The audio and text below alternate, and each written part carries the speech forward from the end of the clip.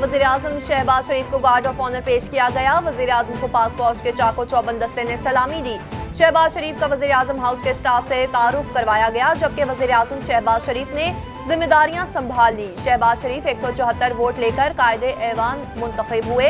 PTI ने वज़ारत अज़मा के इंतखाबात का बाइकआउट किया, जबकि कायम मकाम स्पीकर कासिम सूरी ने भी इलेक्शन की कार्रवाई करने से इनकार कर दिया। तुर्की के सदर रजब तैयब अर्दोआन ने पाकिस्तान के नौ मुंतखब वज़ीर आज़म मियां शहबाज शरीफ को मुबारकबाद दी है। शहबाज शरीफ को पाकिस्तान का 23वां वज़ीर आज़म मुंतखब कर लिया गया है, जिसके बाद मुबारकबादों का सिलसिला जारी है। इसी तनाजुर में तुर्की के सदर रजब तैयब अर्दोआन ने शहबाज शरीफ को टेलीफोन करके मुबारकबाद दी और कहा कि आपके वज़ीर आज़म मुंतखब होने की खबर पर बेहद मसरूर हैं।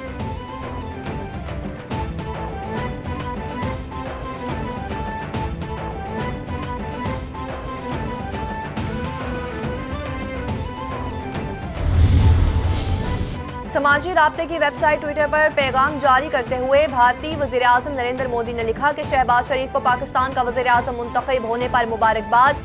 हिंदुस्तान दहशतगर्दी से पाक खिता में अमन और इस्तेहकाम का ख्वाहां है, ताकि हम अपने तरक्याती चैलेंजेस पर तवज्जो मरकूज कर सकें और अपने लोगों की फलाह व बहबूद को यकीनी बना सकें।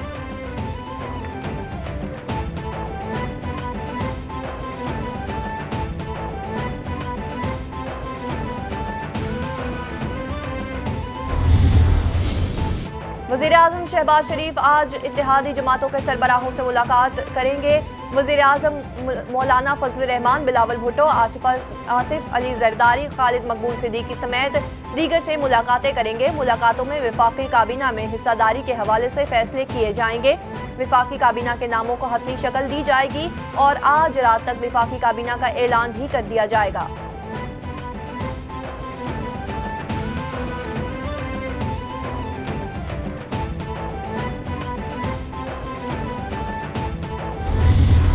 ये हुकूमत अपनी मुद्दत पूरी करेगी। इमरान खान साहब सड़कों पे फिरते रहे, जो उन्होंने मुल्क के साथ किया है।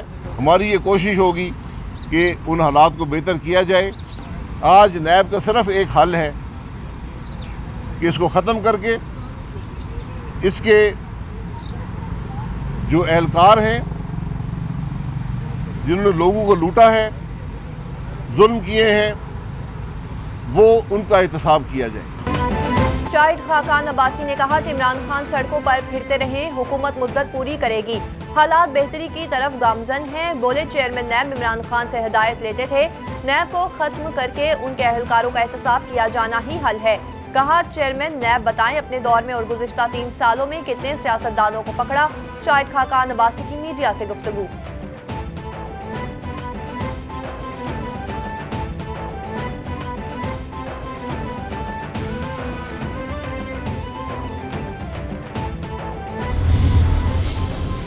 शहजाद अकबर और शहबाज गिल ने स्टॉप लिस्ट में नाम शामिल करने को इस्लामाबाद हाई कोर्ट में चैलेंज कर दिया। शहजाद अकबर और शहबाज गिल ने दरख्वास्त में मौक़िफ़ अपनाया कि बैरून मुल्क रवानगी पर पाबंदी खिलाफ कानून है, हमारे खिलाफ कोई मुकदमा नहीं, कोई इल्ज़ाम तक नहीं। अदालत से इस्तदा है कि बैरून मुल्क रवानगी पर पाबंदी खत्म की जाए।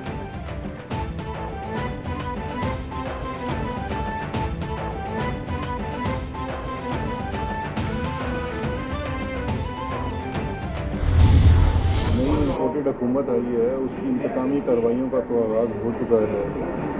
सबसे हैरत की बात यह है कि आपने इतनी तेज़ी में नाम तो ब्लैक लिस्ट में या PNIL में डाल दिया, लेकिन ये रात 1:55 पे जिस वक्त अदम एतमाद की कार्रवाई अभी ख़त्म भी पूरी तरीके से नहीं हुई थी, ये उस रात नाम स्टॉप लिस्ट में डाला गया है। ना काबीना है, ना हुकूमत है, अभी वज़ीर आज़म भी नहीं हुआ। वज़ीर आज़म का हल्फ तो कल हुआ है, नाम तो आपका 2 दिन पहले से 6 लोगों का डाल दिया गया। इसके ऊपर बहुत बड़ा सवालिया निशान है। हम तो कहीं नहीं जा रहे हैं, हम यहाँ ही अपने लीडर इमरान खान के साथ खड़े हैं, यही हमारा रहना और ओढ़ना बिछोड़ना है। शहजाद अकबर बोले अदम एतमाद की कार्रवाई मुकम्मल भी नहीं हुई थी, इस रात नाम स्टॉप लिस्ट में किसने डाला। इम्पोर्टेड हुकूमत की जानिब से इंतकामी कार्रवाइयों का आगाज हो गया है। कहा नाम इस वक्त स्टॉप लिस्ट में डाला गया जब ना काबीना थी, ना हुकूमत, ना वज़ीर आज़म। हम कहीं नहीं जा रहे, अपने लीडर इमरान खान के साथ खड़े हैं।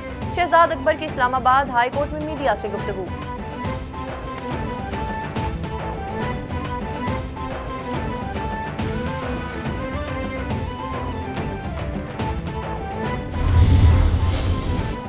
फवाद चौधरी ने कहा कि मुल्क का सियासी बहरान संगीन हो रहा है, टकराव से बचने का वाहिद तरीका इंतखाबात हैं।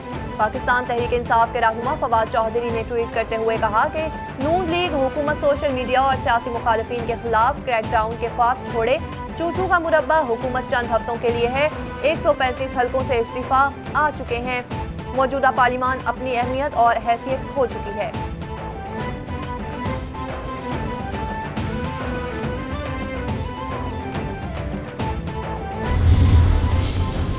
लाहौर हाईकोर्ट में वज़ीर आला पंजाब के फौरी इंतखाब के लिए दायर दरख्वास्त पर समाअत। चौधरी परवेज इलाही के वकील बैरिस्टर अली जफर के दलाइल मुकम्मल हो गए। बैरिस्टर अली जफर ने दलाइल देते हुए कहा, पंजाब असम्बली का सेशन 16 तक मुलतवी हुआ। वज़ीर आला के इंतखाबात के लिए रूल्स हम पर अमल किया जा रहा है। मजीद कहा कि इसमें अदालत मुदाखलत ना करे। वज़ीर आला पंजाब के इंतखाबात से भाग नहीं रहे।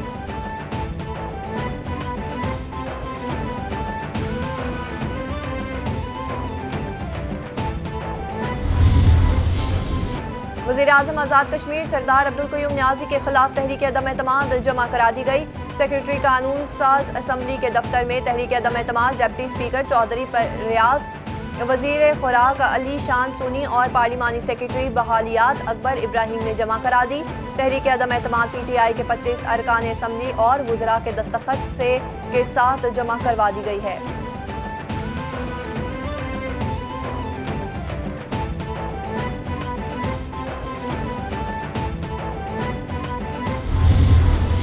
बाईस करोड़ अवाम ये सवाल करेंगे कि शहबाज शरीफ तुम खादमे पाकिस्तान बनकर ये बातें अब कर रहे हो, ये बताओ कि ये होगा कैसा।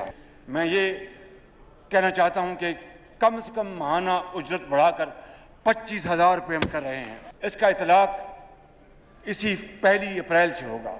1 लाख रुपए तक के जिनकी तनख्वाह है उनके लिए भी वो 1 अप्रैल से उनकी तनख्वाह में 10% उसमें इजाफा करेंगे।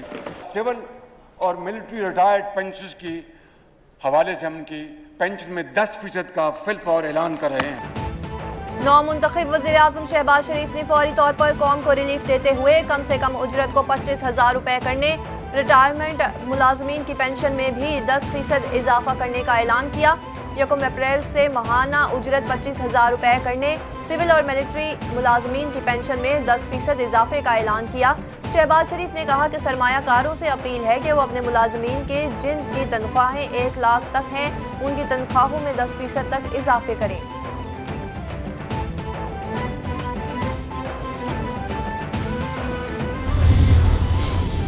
और काजाकिस्तान के फर्स्ट डिप्टी डिफेंस मिनिस्टर और chief of general staff lieutenant general Khusainov Marat का नेवल हेडक्वार्टर्स इस्लामाबाद का दौरा। तर्जुमान पाक बहरिया के मुताबिक मोहम्मद अमजद खान न्याजी से लेफ्टिनेंट जनरल खसीनोफ मारात की मुलाकात हुई।